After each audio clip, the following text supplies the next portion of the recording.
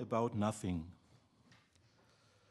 To be honest, I don't want to give a short presentation about anything, especially since 10 to 15 minutes of speaking time are more than a short presentation for someone like me who has basic English skills at most.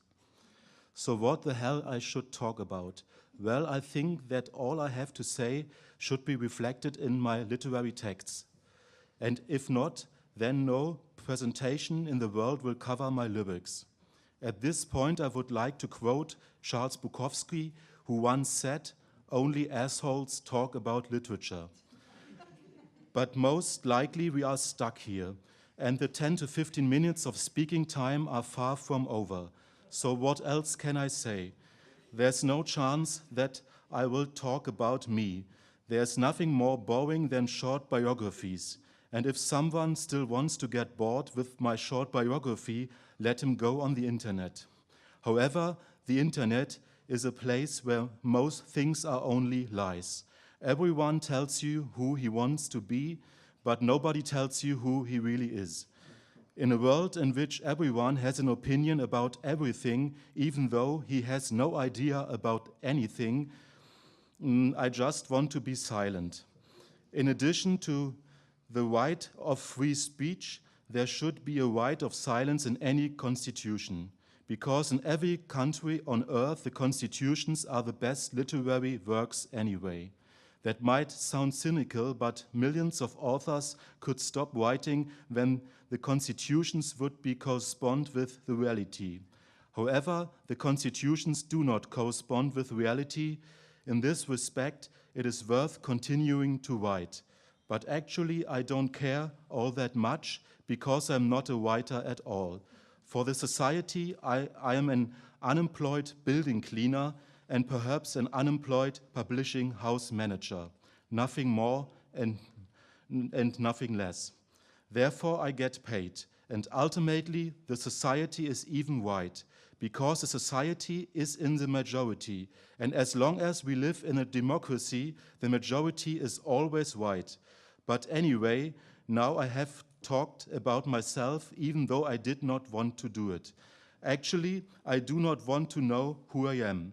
This whole psychologizing only results in the case that you will be always egocentric.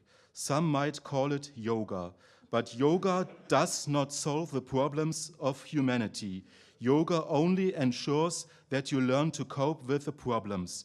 But the problems will continue to exist. And if there are no more problems, then people will create new ones. And if there are only pseudo-problems, such as the so-called refugee crisis, most countries in the world would like to have this problem.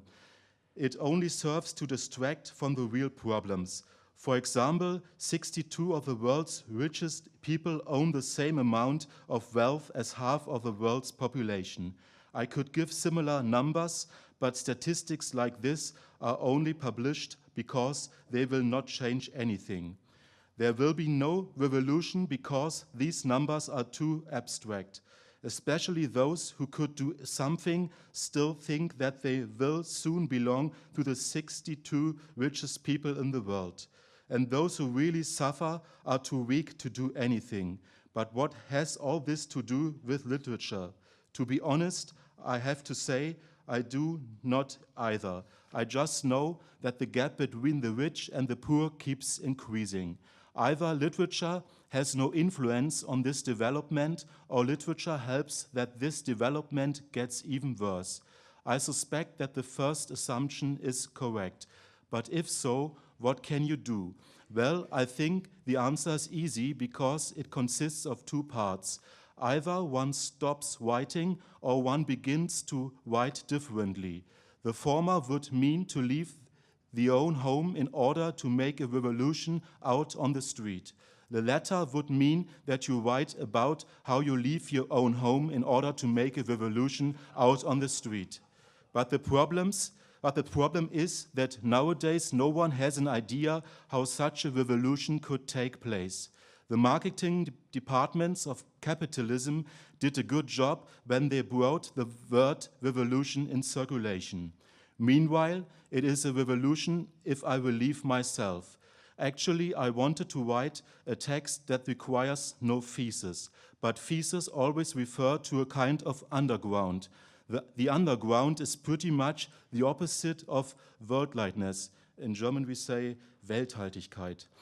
How can a united Europe be possible if I already doubt? Isn't it true that different languages separate us? How much English language skills are needed to overcome these differences? Isn't it pretentious when I say that I am an European? What does it mean to be a Dutchman or a Lithuanian or a Romanian? I don't know. I don't even understand what it means to be a German, but maybe that's even good. To be a German is only one identity among many, and actually you do not need it, because there are plenty of other identities such as human, man, straight, anarchist, atheist, non-smoker, vegetarian or pacifist that make all the German redundant. But what I wanted to say is that I find it difficult to be a European. To be an European means to exclude the rest of the world. The rest of the world, that means circa 90%. That's not really democratic. But I would not be a citizen of the world instead, because if I were a citizen of the world, then I should learn what it means to be hungry. But I lack the courage to do that. Instead, I prefer to remain myself, whatever that may be. But what I really want is inner peace, namely my inner peace. I just want to sit in a park somewhere outside, drinking some beer or reading a book. You could also say that I just want to fuck. Yes, you heard me right. In truth, I really want to fuck. For this, I would trade all the literature.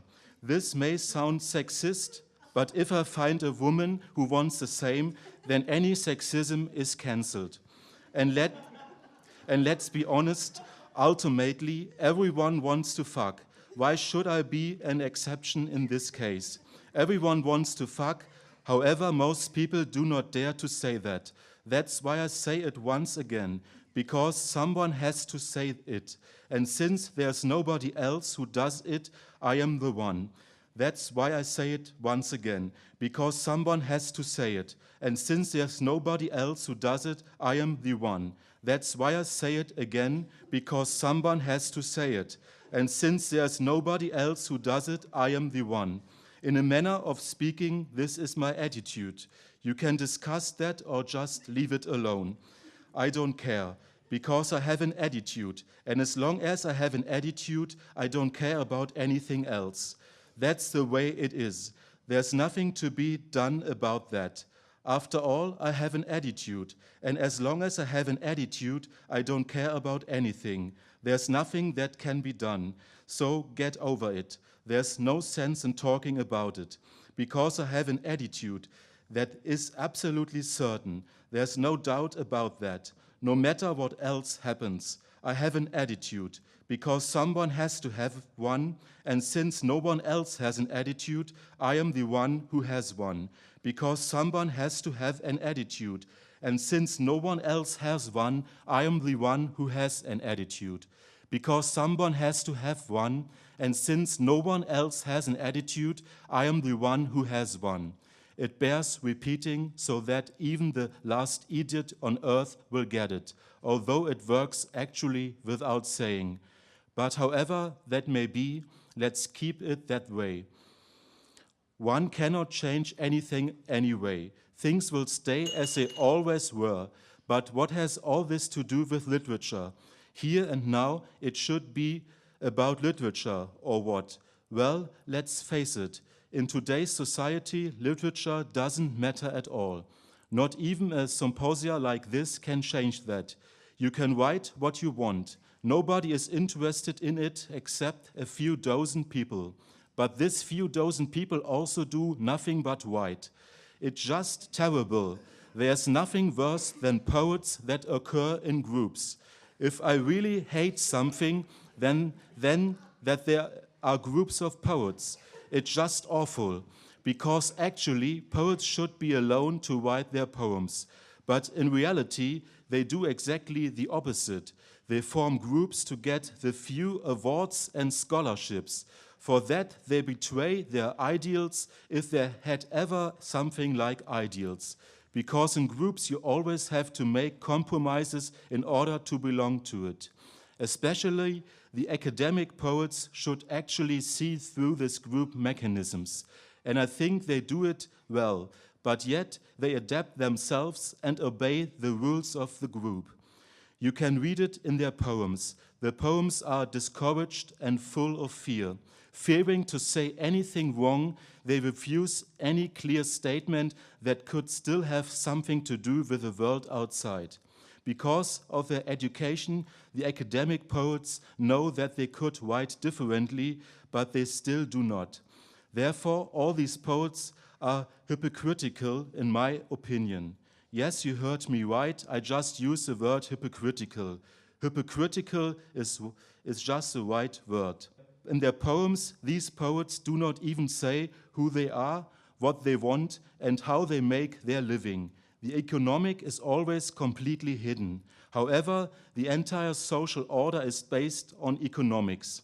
Instead, you remain in the aesthetic, where the writing hurts nobody, least of all the poets themselves. Fortunately, this mediocre poetry will never prevail. At the latest, when the groups of poets die, their poems will die too. Moreover, there can be no longer successful poets who write good poems nowadays. The more one depends on the literary world, the more banal the poems are. This is a law.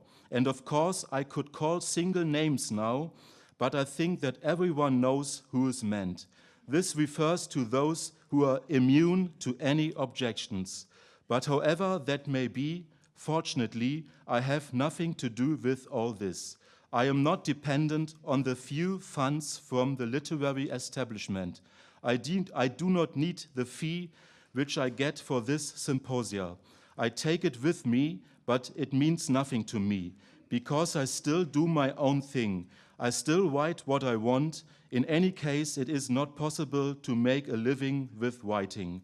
That's why I do not even try it. Bad are the poets who have adapted themselves in order to make a living with writing. But much worse are the poets who know that they can never make a living with writing, but nevertheless adapt themselves. Fortunately, I have nothing to do with all this. I am not even a writer, and so it should stay. But what has it all to do with literature, or even with political literature? To be honest, I don't know. The term political literature doesn't mean anything to me. Political can also mean a right radical attitude. But with such an attitude, I do want anything to do with.